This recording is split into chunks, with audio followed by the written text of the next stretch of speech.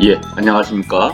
내가 이혼 전문 변호사다의 저자 솔로몬입니다. 오늘은 저희 솔로몬이 운영하는 블로그 솔로몬 이혼 이야기에 가정폭력이 있었던 경우에 이를 입증하기 위한 증거로 상해 진단서를 발급해야 되느냐 아니면 일반 진단서로도 충분하냐 그 문제에 대해서 자세히 써드렸습니다. 해당 글을 간략하게 설명을 드리도록 하겠습니다. 배우자로부터 폭행을 당한 경우에 여러 가지 대처 방법이 있습니다.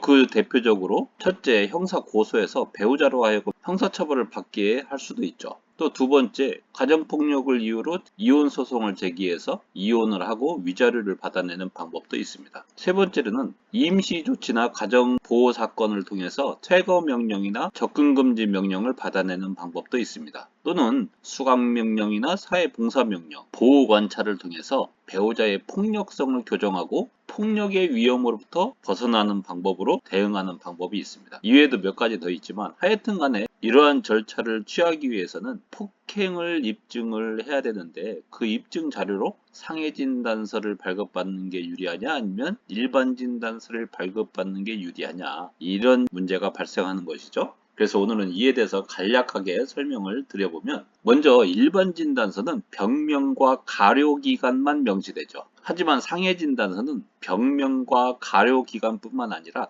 상해의 경위까지 명시가 됩니다. 또 두 번째로는 일반 폭행 사건에서 일반 진단서가 수사기관에 제출된다? 그럼 폭행죄로 처벌됩니다. 근데 상해 진단서가 제출된다? 그럼 상해죄로 처벌되죠. 그리고 세 번째 차이점은 일반 진단서는 통상 1, 2만 원이면 발급이 가능해요. 하지만 상해 진단서는 진단이 몇 주짜리냐에 따라서 적게는 7만 원, 많게는 몇십만 원의 비용이 들어갑니다. 그리고 형사 절차에서 폭행죄보다는 상해죄가 더 중하게 처벌되죠. 그러니까 통상의 폭행 사건에서는 당연히 좀 비용이 들더라도 일반 진단서보다는 상해 진단서를 발급받아 제출하는 게 피해자 입장에서는 무조건 더 유리하죠. 여기에는 의문의 여지가 없습니다. 하지만 가정폭력의 경우에는 이혼소송이든 가정보호 사건에서든 형사사건에서든 그 형식보다는 실질을 따집니다. 그래서 굳이 비싼 비용을 들여서 상해 진단서까지 발급받을 필요는 전혀 없다라는 게 결론입니다. 일반 진단서로도 충분하고 때로는 진료 기록만으로도 충분하다라고 말씀을 드릴 수 있는 것이죠. 그리고 가정폭력에서는 진단서를 제출하는 것보다는 가정폭력이 있었다는 사실, 그 피해 상황, 가해 심각성을 입증하는 것이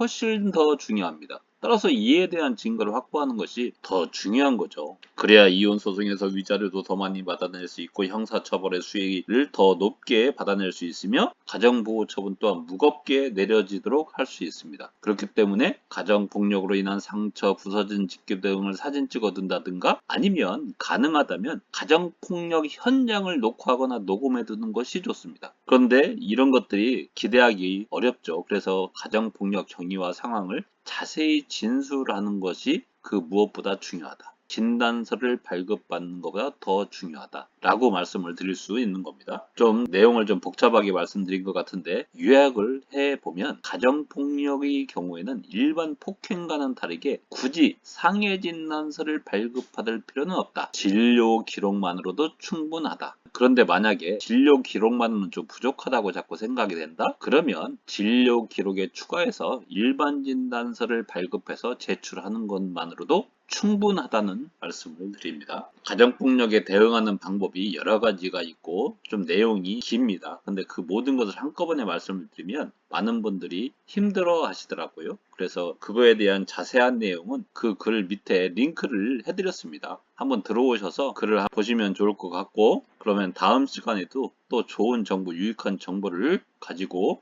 여러분 찾아뵙도록 하겠습니다. 감사합니다.